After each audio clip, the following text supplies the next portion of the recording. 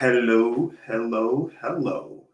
Good morning, good afternoon, good evening, good night, wherever you are in the world. Greetings and salutations, and thank you for spending some of your time with me. My name is Reverend Phoenix Coffin Williams. I am the first priest of the Corellian tradition, and this is another little ditty that I have been calling Fridays with Phoenix. For those of y'all who have been watching, we have been diving into a little bit of discussion or understanding about the cosmos, the nature of existence, the soul, and work as it pertains to other spiritual entities, specifically those that are known as demons. And I did want to have a long, multiple week, maybe even multiple month discussion about this because it's a very complex situation. And a lot more goes into the discussion of spirit work than usually happens in pop culture, paganism, or in other discussions of the work. Not to mention the impact of cultural worldviews on the understanding of demons and demonization further complicates how we can understand these ideologies and entities.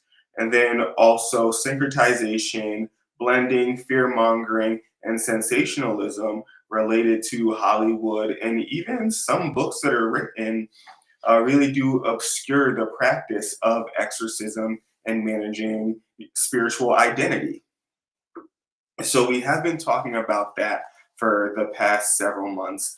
And last week, I talked about a classification of entity known as monitoring spirits. Hello, SWAC fan 2791. Thank you for reaching out in the chat. Always good to see you. And so, again, for those who are watching who might be new to discussion, wherever it is that you're watching from, Facebook, Discord, YouTube, whatever, you can use the chat function and you can interact with me directly. And I will answer any questions that I am able to and bring your comments into the live discussion. So thank you for that reminder, Slack fan, who is watching from YouTube. So last week I spoke about monitoring spirits and what their function is, and I asked some questions for contemplation. And the questions for contemplation are important. Every question that I, as a high priest, as an instructor or a teacher, every question that I ask is meant to have a particular impact on your understanding, and it's your answer. So when I ask you a question, usually there's not a right or a wrong answer. It's really meant to get you to contemplate and to solidify what it is that you actually think and believe.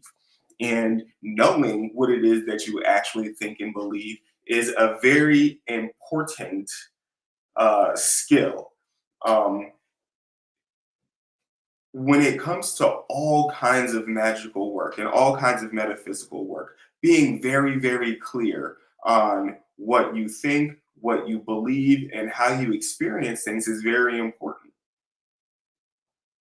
When it comes to working with entities, when it comes to working with spiritual energies, and this is all across the board. If it's our ancestors, if it's our spirit guides, if it's the gods, if it's the archangels, if it's the devas, if it's the demons. When it comes to working with them, you have to have a very clear understanding and idea about what is reality, about what are your values, about what you believe and about what you think. Because when it comes to interacting with any of these spiritual entities, most of, if not all of the interactions will be happening in a mental, emotional kind of mood kind of situation. How do you know when your favorite ancestor is upon you? What happens to your mood? What happens to your energetic body? What happens to your thoughts? What happens to the things that you can smell? If you've been practicing your mediumship skills, then learning how to discern when certain kind of spiritual energies is upon you is the first thing that you want to learn how to do after recognizing yourself as a spirit, of course. But knowing this and knowing these things is going to absolutely be essential. When it comes to our cosmos and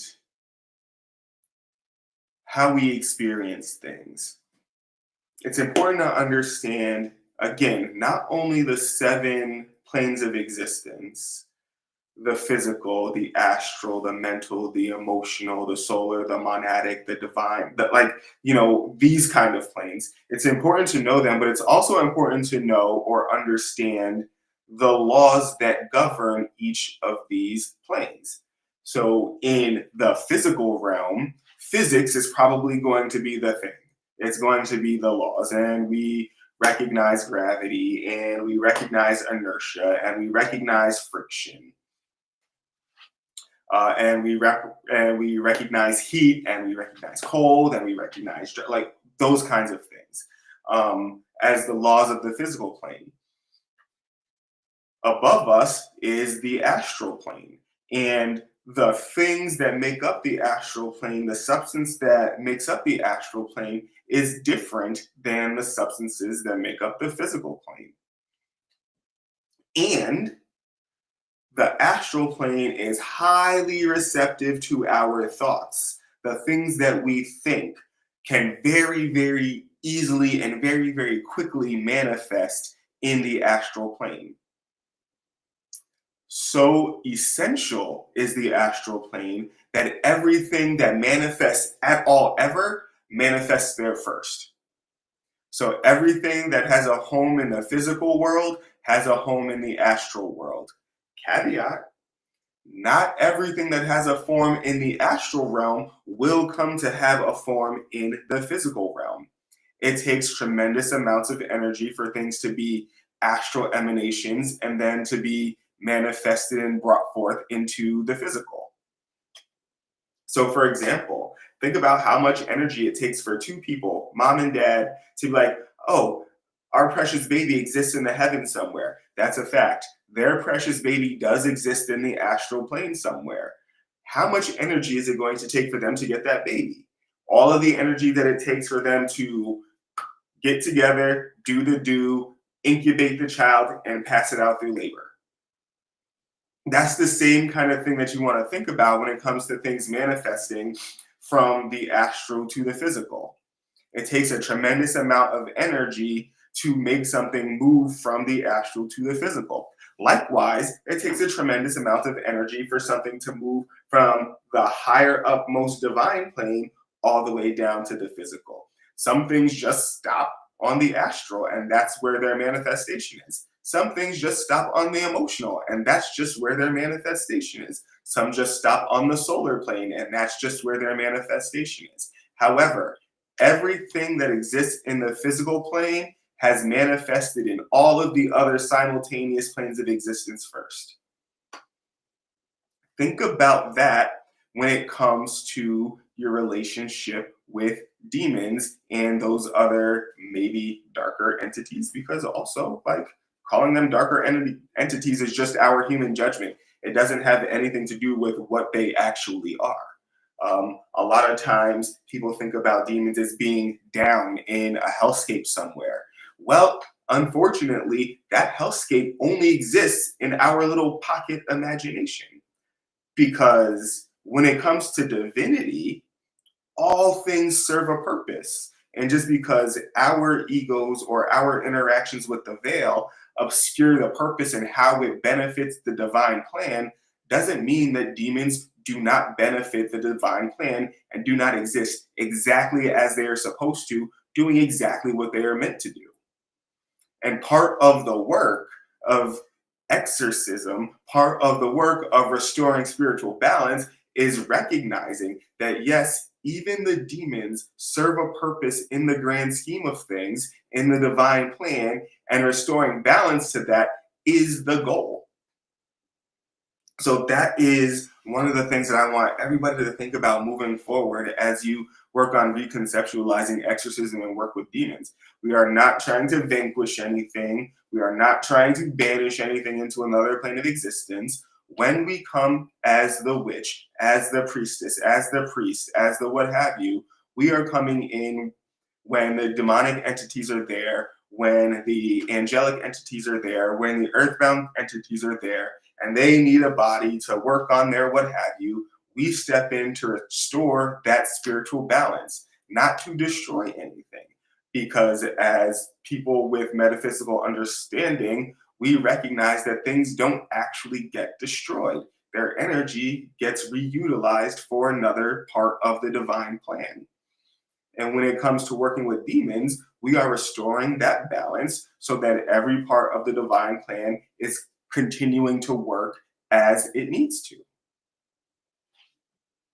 Last time I talked about monitoring spirits, and I suggested that monitoring spirits are spirits that watch you, gather information about you, follow you around, and use that information for some purpose, for their own purpose, without actually giving anything back to you. And I talked about real world manifestations of monitoring spirits. Think about those people who watch you on social media, who look at all your stuff, but who won't like or subscribe or comment or say anything nice or affirmative. Like, that's an example of a monitoring spirit. Even if they were to launch a critique, that would still be some kind of an energetic output on their behalf.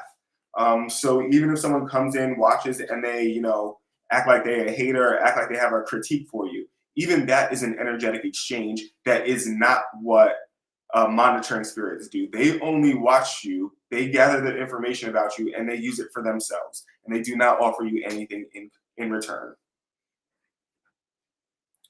In the spirit world, a monitoring spirit might be a type of imp. It might be a thought form that was sent to you by another witch. It could be an ancestor who's watching you and who's reporting back to other ancestors about how well the lessons are going, um, or how well you're progressing in your spiritual development. Hey, Black Crystal 615, how you doing? Thank you for coming in and watching from YouTube. But aside from that, the interaction between our third eye, our thoughts, our beliefs, and the astral realm has done a lot to obscure what we know or what we think we know about demons and working with demonology. Historically speaking, the book of demonology, spelled with an IE, was written by the same King James who wrote the Bible. And there are some rumors, some hints, some reports that perhaps this King James might have had some psychosis. Maybe it was full on schizophrenia. Maybe it's something that we would have come to call schizophreniform or schizotypal or schizoid. But either way, he had a stint with psychosis, and or so it's reported. And when you have a stint with psychosis, one of the scariest things is that those who struggle with, suffer with, or who are blessed with an experience with psychosis do not share the same reality with the people around them. Their reality might not be consistent with any other reality that exists. It could be an individual reality created just for them by their own brain, by their own mind. And when that is the case, the things that they are experiencing do not apply to everybody else. So maybe right now I would posit that if King James did have some psychosis and his brain and his mind did warp his reality, then all of the demons that he saw were for him and him alone to tend with. They were emanations of his own shadow that perhaps had a lot to do with some of the stuff that he was doing as an elite person. As we know, the elite are not that great at doing the moral or upright things. So maybe all of the demons that King James was thinking about were shadow manifestations or emanations of his own guilt, shame, fear, um, for things related to who he was and what he had done, or what he was doing, or what he would come to do. That collective unconscious piece and that personal unconscious piece, they dove, and those are, Jungian and Freudian terms. They dovetail together to create experiences for us. All of that is not to say that demons do not exist. What I wanted to point out is that the ones that fuel our media, the ones that fuel our imaginations, very well could just be thought forms that were created by a psychotic king who had enough power, authority, and influence to really codify his personal thought forms into the minds of his kingdom, creating hysteria and panic. Maybe even a type of folie à deux that the entire, monarchy fell victim to as a result of King James's psychosis. Who knows? Hello, Acid Fox 52. Greetings, greetings.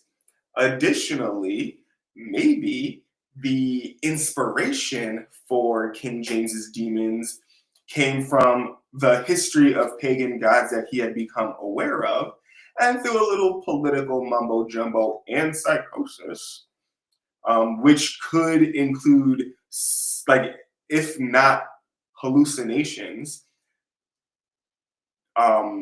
what's the word I'm looking for? Hello, Charnette. Delusions, and paranoia could have been a part of King James's psychosis, and he became really out of touch with the reality, very, very afraid. And what did he become afraid of? A resurgence of pagan gods. Who knows? But it's important to recognize that because this hysteria brought on by King James, which impacted witches as well, and very real human beings who were harmed because of this. But due to this, right, we can very clearly see that the interaction between our third eye and the reality that we build, our fears and the third eye and the reality that we build, is a very, very, very, very close connection. And so going around teaching everybody that there is a pocket dimension called hell has obviously led to the creation of a pocket dimension called hell, specifically for the people who believe in it. Because everything exists in our minds. So, don't believe in a hell? No pocket dimension called hell. Cultures everywhere talked about afterlives that had little pocket dimensions in them that were for the better or for the worse of those who had lived a certain life. And of course, in Egypt, like, if you was really, really a piece of shit, then they fed your soul to like the hippo alligator thingy, and like your soul was devoured. No more like afterlife for you. Ooh, Charnette, thank you for bringing up the Gnostic texts. Thank you for keeping it real and keeping it live. All of that to say that for very many people, the idea of vanquishing demons became a fantasy and became a little pocket reality in the astral realm by a bunch of Charmed fans. Having to stake vampires and having to, tussle with the forces of darkness in that kind of way became an entire perception for a lot of people who fell in love with Buffy and Angel. And I'm absolutely saying that the things that we think of have an impact on our world, to the point that there were a group of people out there back in the day who did walk around with stakes and they were trying to hunt vampires. There are groups of people who have formed covens of witches who believe themselves to be vanquishing demons. There are people who style themselves after Sam and Dean Winchester, and like that show did a lot to activate the imaginations and minds of magically inclined people. And the fact that it was media and sensationalized means that there's a lot of misinformation that was based on or inspired by reality. And so the belief, the thought, the function of demons or any spiritual entities is remarkably obscured, and some of it even starts to pop up and fizzle in the astral plane when you add to it some energy. So, Lord forbid, there's a bunch of new age folks who fell in love with the Winchesters who started doing magic in Enochian because they saw seasons 1 through 6 of Supernatural, and they don't have the whole backdrop of the Enochian system or the watchtowers or the fallen angels or what have you. They're now actually practicing magic. And in their thoughts and in their third eyes, they are creating realities through the power of their third eye in the astral realm. And the more energy that gets put into it, the more the thought form grows, the more it spreads. And now you have so much misinformation, so much misunderstanding, so much that you have to wade through before you get to the actual truth. And that is what the astral plane is completely formed out of. Every single thought, imagination, inspiration, spark of creation ever that could be or will be is in the astral. And it is this light, substance, smoky, what have you, that gives it its form. And as soon as you have a thought, there's a wisp of astral smoke that is right there that makes the template for it to be a thing. Again, all of that to say that some of the demons that people think they are tussling with are actually just thought forms that were created by their own imagination, powered by their own fears, anxieties, and worries, and then pushed into physical existence by that power. And so, with that being the case, when you think about a self fulfilling prophecy that's based on anxiety, that's basically it. You created a thought demon for yourself to conquer yourself. You worried about it enough to push it into physical existence, and now you have to contend with it.